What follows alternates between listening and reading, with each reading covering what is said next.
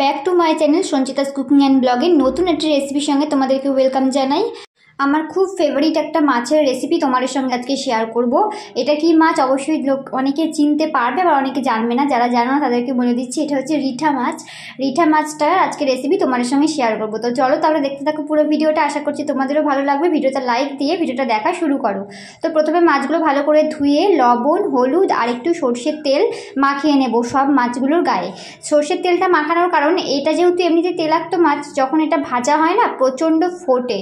তো যাই হোক, তেলটা মাখিয়ে রাখলে খুব ভালো হয়, তাও ফোটে কিন্তু দিয়ে রাখলে খুব ভালো হয়। তো চলো তোমরা পুরো ভিডিওটা দেখতে থাকো। আমি একটা কড়াই গরম হতে দিয়ে দিয়েছিলাম, কড়াইটা গরম হয়ে গেছে, এখন দিয়ে দিচ্ছি সর্ষের তেল। তোমরা চাইলে সাদা তেলেও রান্না করতে পারো, আমি কিন্তু সর্ষের তেলে রান্নাটা পুরোটা করব। তো দেখতে পাচ্ছ তেলটা কিন্তু খুব ভালো মতো গরম করে নিতে হবে, যেহেতু মাছগুলো ভাজবো, নাহলে লেগে যাবে, যে কারণে। তো দেখতেই পাচ্ছ তেলটা কিন্তু একদম গরম হয়ে গেছে। আমি এখানে মাছগুলো ছেড়ে দেবো এবং ঢাকা দিয়ে দেবো, কারণ প্রচণ্ড ফুটবে, সেই কারণে ঢাকা দিয়ে এই মাছগুলোকে কিন্তু ভেজে নিতে হবে। তো কিছুক্ষণ পর আবার ঢাকনা তুলে মাছগুলোকে উল্টে দেব এবং মাছগুলো উল্টে দেওয়ার পর আবার ঢাকা দিয়ে দেবো, না হলে না তেল ছিটে আসতে পারে গায়ের মধ্যে।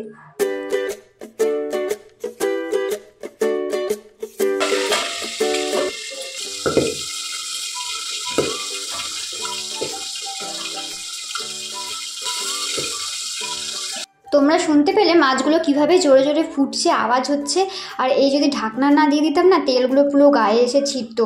তো দেখতেই পাচ্ছ এদিকে কিন্তু মাছ ভাজা হয়ে গেছে। বাকি যে মাছগুলো আছে এই মাছগুলো এবার আমি তুলে নেব এবং বাকি যে মাছগুলো আছে সেগুলোও কিন্তু ভেজে নিতে হবে।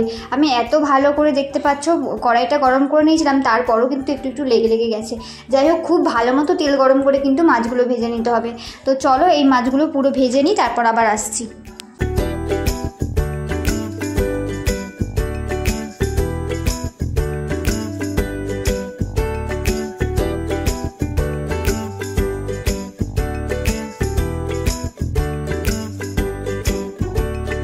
এবার সমস্ত মাছ ভাজা হয়ে গেছে, এখন আরেকটুখানি সামান্য তেল অ্যাড করে আমি কিন্তু এখানে আলুগুলোকে ভেজে নেব। তো মাছের আলুগুলো আমি একটু সামান্য সিদ্ধ করে নিয়েছিলাম, যে কারণে খুব বেশি ভাজার দরকার হবে না, মাছের আলুগুলো সিদ্ধই রয়েছে, তাই একটু হালকা করে ফ্রাই করে নেব লবণ আর হলুদ দিয়ে।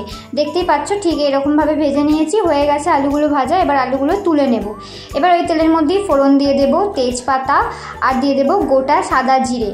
তো এর মধ্যে তেজপাতা আর গোটা সাদা জিরেটা খুব ভালো মতো একটুখানি 1 মিনিটও না 30 সেকেন্ড মতো একটু করে নেব। ফোড়নটা হয়ে গেলে এবার দিয়ে দেব কাঁচা পেঁয়াজ। এখানে কিন্তু একটা বড় সাইজের পেঁয়াজ আমি কুচিয়ে দিয়ে দিয়েছি। পেঁয়াজগুলো একটু হালকা গোল্ডেন ব্রাউন করে ভেজে নেব।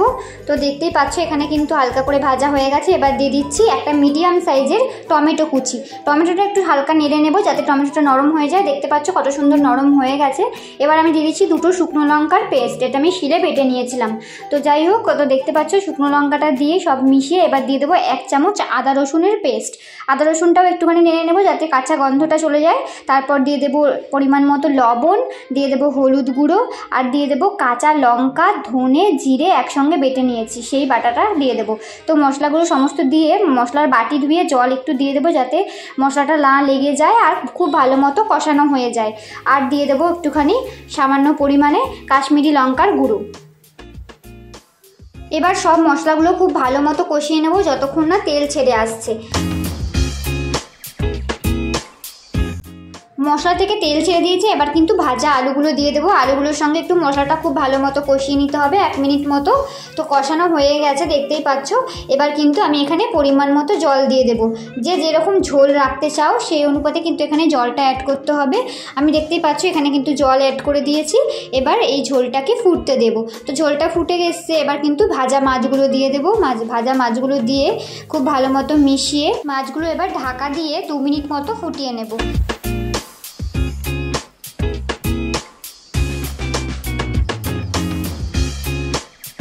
2 মিনিট পর ঢাকনা খুলে এর মধ্যে দিয়ে দেব গরম মশলা গুঁড়ো। গরম মশলাটা দিয়ে একটু ভালো করে সব মাছের সঙ্গে সমস্ত মিশিয়ে নেব এবং ঢাকা দিয়ে গ্যাস অফ করে রেখে দেব 5 মিনিটের জন্য। 5 মিনিট পর তোমাদের সামনে সার্ভ করে দেখাচ্ছি। তো দেখতেই পাচ্ছ এখানে কিন্তু একদম রেডি হয়ে গেছে আমাদের রিঠা মাছের ঝোল। তো দেখো তোমাদেরকে আগে রেসিপিটা সার্ভ করি, তারপর তোমরা দেখতে থাকো। আশা করছি তোমাদের রিঠা মাছের এই রেসিপিটা অবশ্যই পছন্দ হবে। আর কারা কারা রিঠা মাছ খেতে ভালোবাসো অবশ্যই কিন্তু কমেন্টস করে জানাতে ভুলো না। আর এটা কিন্তু আমার একটা মোস্ট ফেভারিট মাছ, আমার ভীষণ প্রিয় মাছ। তো যাই হোক, তোমাদের সঙ্গে আজকে রেসিপিটা শেয়ার করলাম।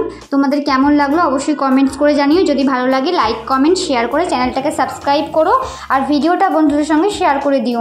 আর যারা যারা ফেসবুক থেকে দেখছো ফেসবুক পেজটাকে ফলো করে দিও আরও নিত্য নতুন ভিডিও রেসিপি দেখার জন্য। তো চলো আজকের মতো টাটা, আবার দেখা হবে নেক্সট কোনো রেসিপি বা নেক্সট কোনো ভ্লগের সঙ্গে।